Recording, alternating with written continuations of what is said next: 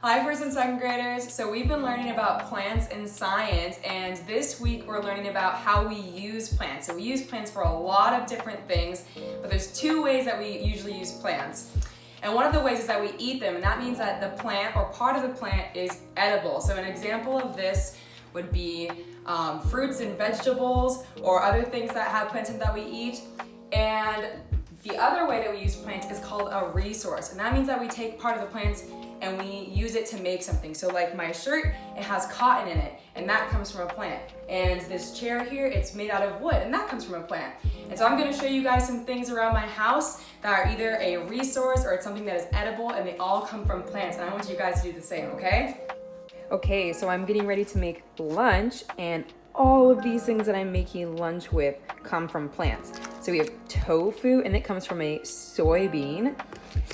Zucchinis grow off of a plant. Rice comes from a plant. And these little sprouts also come from a plant. And I actually grew these ones myself with these seeds.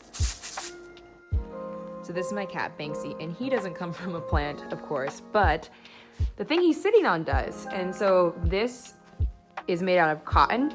This fabric is, just like how I said my shirt was made out of cotton. And so that comes from a plant. And then this whole frame on the chair is actually made out of bamboo, which is a plant as well. So some people like to have plants for decoration, and I'm one of those people, but one of these plants actually has a different use, and that's this one. This is called aloe vera, and I'm sure you've heard of it, but it doesn't look like this when you've used it. And aloe vera is something that we can use on burns or cuts, and we get this stuff on the inside, and it helps us heal our skin. Here I have some plants that are still alive in this bag, and these are edible. These are, this is different kinds of basil, and so you can use this in pasta, in sandwiches, and I'm gonna use it for dinner tonight.